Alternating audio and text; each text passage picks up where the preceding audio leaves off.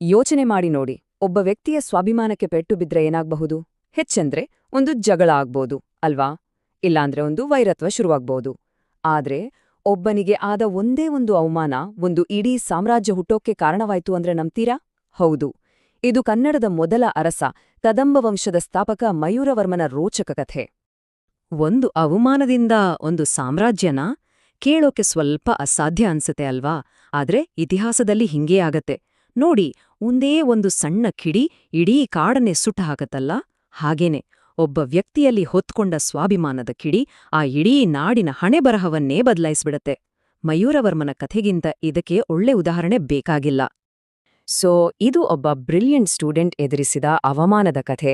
ಆ ಅವಮಾನದಿಂದ ಅವನಲ್ಲಿ ಹೊತ್ತಿಕೊಂಡ ಆ ಸ್ವಾಭಿಮಾನದ ಜ್ವಾಲೆ ಕನ್ನಡದ ನೆಲದಲ್ಲಿ ಒಂದು ಹೊಸ ಚರಿತ್ರೆಯನ್ನೇ ಹೇಗೆ ಬರೀತು ಅಂತ ತಿಳ್ಕೊಳ್ಳೋಣ ಬನ್ನಿ. ಮೊದಲು ಒಂದು ವಿಷಯ ಅರ್ಥ ಮಾಡ್ಕೋಬೇಕು.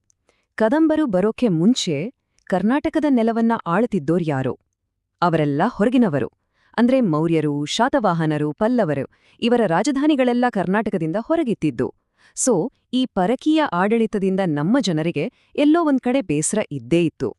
ಸರಿಯಾಗಿ ಇದೇ ಟೈಮಲ್ಲಿ ಕನ್ನಡಿಗರ ಸ್ವಾಭಿಮಾನದ ಪ್ರತೀಕವಾಗಿ ಹುಟ್ಟಿದ್ದೇ ಕದಂಬ ಸಾಮ್ರಾಜ್ಯ.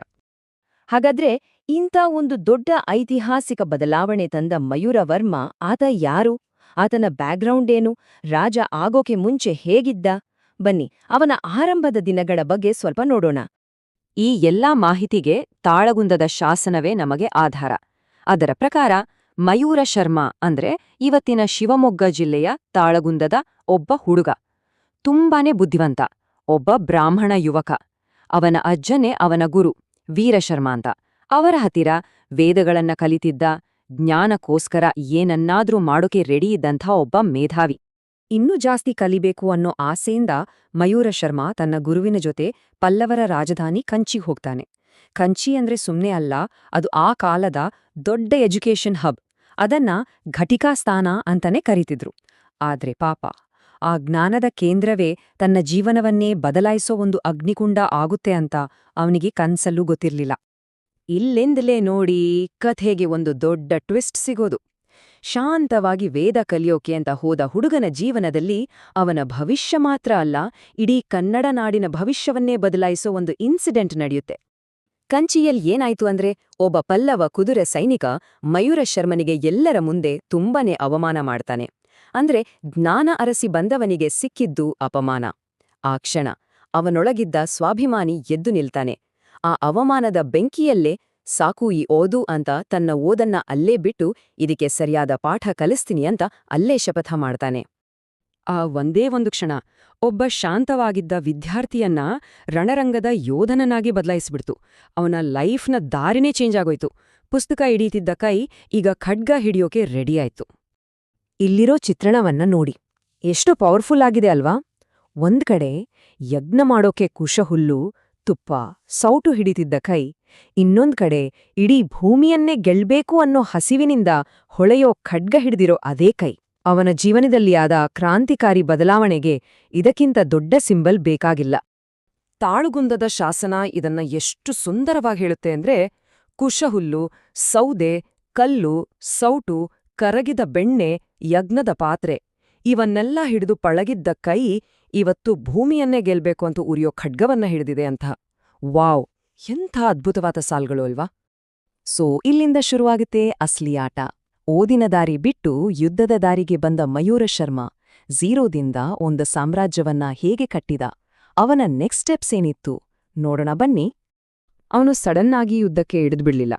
ಫಸ್ಟ್ ಶ್ರೀಪರ್ವತದ ದಟ್ಟ ಕಾಡಿನಲ್ಲಿ ತನ್ನದೇ ಆದ ಒಂದು ಬೇಸ್ ಮಾಡ್ಕೊಂಡ. ಅಲ್ಲಿನ ಲೋಕಲ್ ಟ್ರೈಬ್ಸ್ ಅಂದ್ರೆ ಬುಡಕಟ್ಟು ಜನರನ್ನ ಒಟ್ಟು ಸೇರಿಸಿ ಒಂದು ಸಣ್ಣ ಸೈನ್ಯ ಕಟ್ಟ. ಗೆರಿಲ್ಲಾ ವಾರ್ಫೇರ್ ಬಳಸಿ ಪಲ್ಲವರ ಗಡಿಕಾಯೋ ಸೈನಿಕರನ್ನ ಸೋಲ್ಸ್ತಾ ಹೋದ. ತನ್ನ ಪವರ್ ಏನು ಅಂತ ತೋರ್ಸಕ್ ಶುರು ಮಾಡ್ದ. ಆದ್ರೆ ಅವನು ಹೋರಾಟ ಬರೀ ಪಲ್ಲವರ ವಿರುದ್ಧ ಇರ್ಲಿಲ್ಲ. ಚಂದ್ರವಳ್ಳಿ ಶಾಸನ ಹೇಳೋ ಪ್ರಕಾರ ಅವನು ತ್ರೈಕೂಟ, ಅಭೀರ, ಪಲ್ಲವ, ಪಾರ್ಯಾತ್ರಿಕ, ಶಕಸ್ಥಾನ, ಸೈಂದಕ, ಪುನಟ, ಮೋಕರಿ ಹೀಗೆ ಆ ಕಾಲದ ದೊಡ್ಡ ದೊಡ್ಡ ಪವರ್ಗಳನ್ನೇ ಸೋಲಿಸಿದ್ದ. ಅಂದ್ರೆ ಅವನು ಸುಮ್ನೆ ಒಬ್ಬ ಬಂಡಾಯಗಾರ ಆಗಿರ್ಲಿಲ್ಲ, ಬದಲಿಗೆ ಒಬ್ಬ ಗ್ರೇಟ್ ಕಮಾಂಡರ್ ಆಗಿದ್ದ ಅಂತ ಇದರಿಂದ ಗೊತ್ತಾಗುತ್ತೆ. ಫೈನಲಿ ಸುಮಾರು ಕ್ರಿಸ್ತಶಕ 145ರಲ್ಲಿ ಪಲ್ಲವರಿಗೆ ಬೇರೆ ದಾರಿ ಇರಲಿಲ್ಲ.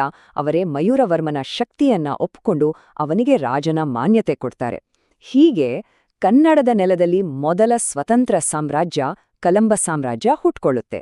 ಬನವಾಸಿಯನ್ನ ತನ್ನ ಕ್ಯಾಪಿಟಲ್ ಮಾಡ್ಕೊಂಡು ಸುಮಾರು 365ರವರೆಗೆ ಅವನು ಆಳ್ವಿಕೆ ಮಾಡ್ತಾನೆ. ತಾನು ಈಗ ಒಬ್ಬ ಸ್ವತಂತ್ರ ರಾಜ ಅಂತ ತೋರ್ಸಕ್ಕೆ ಮಯೂರ ಶರ್ಮ ಅಶ್ವಮೇಧ ಯಾಗಗಳನ್ನ ಮಾಡ್ತಾನೆ.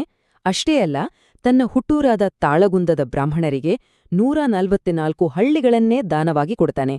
ಇದವನ ಪೊಲಿಟಿಕಲ್ ಪವರ್ ಒಂದನ್ನೇ ಅಲ್ಲ, ತನ್ನ ಬೇರುಗಳನ್ನ ಅವನು ಮರ್ತಿಲ್ಲ ಅನ್ನೋದನ್ನು ತೋರಿಸುತ್ತೆ. ಮಯೂರವರ್ಮ ಶುರು ಮಾಡಿದ್ದು ಬರೀ ಒಂದು ರಾಜವಂಶವನ್ನಲ್ಲ, ಅದು ಕರ್ನಾಟಕದ ಇತಿಹಾಸಕ್ಕೆ ಒಂದು ಹೊಸ ಡೈರೆಕ್ಷನ್ ಕೊಡ್ತು. ಕದಂಬರ ಲೆಗಸಿ ಇವತ್ತಿಗೂ ಯಾಕೆ ಇಂಪಾರ್ಟೆಂಟ್ ಅದನ್ನ ಈಗ ನೋಡೋಣ. ಕದಂಬರ ಕೊಡುಗೆಗಳ ಲಿಸ್ಟ್ ದೊಡ್ಡದಿದೆ. ಮೊದಲನೇದಾಗಿ ಇವರೇ ಈ ನೆಲವನ್ನ ಆಳಿದ ಮೊದಲ ಕನ್ನಡಿಗರು. ಅಡ್ಮಿನಿಸ್ಟ್ರೇಷನ್ನಲ್ಲಿ ಕನ್ನಡ ಬಳಸೋಕೆ ಶುರು ಮಾಡಿದ್ದೇ ಇವರು. ಹಲ್ಮಿಡಿ ಶಾಸನದಂಥ ಐತಿಹಾಸಿಕ ದಾಖಲೆಗಳು ಇವರ ಕಾಲದ್ದು. ಅಷ್ಟೇ ಅಲ್ಲ, ಆರ್ಕಿಟೆಕ್ಚರ್ನಲ್ಲಿ ಕದಂಬ ಶಿಖರ ಅಂತ ಒಂದು ಯುನೀಕ್ ಸ್ಟೈಲ್ ತಂದು ದೇವಸ್ಥಾನ ಕಟ್ಟೋ ರೀತಿಗೆ ಒಂದು ಹೊಸ ರೂಪ ಕೊಟ್ರು. ಒಟ್ಟಾರೆಯಾಗಿ ಹೇಳೋದಾದ್ರೆ ಕದಂಬರು ಕರ್ನಾಟಕಕ್ಕೆ ಬರೀ ಒಂದು ರಾಜಕೀಯ ಐಡೆಂಟಿಟಿ ಕೊಡಿಲ್ಲ, ಬದಲಾಗಿ ಒಂದು ಸಾಂಸ್ಕೃತಿಕ, ಒಂದು ಭೌಗೋಳಿಕ ಅಸ್ಮಿತೆಗೆ ಅಡಿಪಾಯ ಹಾಕಿದ್ರು. ಆಮೇಲೆ ಬಂದ ಗಂಗರು, ಚಾಲುಕ್ಯರು, ರಾಷ್ಟ್ರಕೂಟರಂತಹ ದೊಡ್ಡ ದೊಡ್ಡ ಕನ್ನಡ ಸಾಮ್ರಾಜ್ಯಗಳಿಗೆಲ್ಲ ಇವರೇ ಒಂದು ರೀತಿ ಸ್ಫೂರ್ತಿಯಾದ್ರು. ಕೊನೆಗೆ ನಾವು ಶುರು ಮಾಡಿದ ಪ್ರಶ್ನೆಗೆ ವಾಪಸ್ ಬರೋಣ. ಒಬ್ಬ ವ್ಯಕ್ತಿಯ ಸ್ವಾಭಿಮಾನಕ್ಕೆ ಪೆಟ್ಟು ಬಿದ್ದಾಗ ಅದು ಒಂದು ನಾಡಿನ ಇಡೀ ಹಿಸ್ಟ್ರಿಯನ್ನೇ ಬರೆಯೋ ಶಕ್ತಿಯಾಗೋಕ್ ಸಾಧ್ಯನಾ? ಮಯೂರವರ್ಮನ ಇಡೀ ಕಥೆ ಕೇಳಿದ ಮೇಲೆ ಇದಕ್ಕೆ ಉತ್ತರ ಸಿಕ್ಕೇ ಸಿಕ್ಕಿರುತ್ತೆ ಅಲ್ವಾ?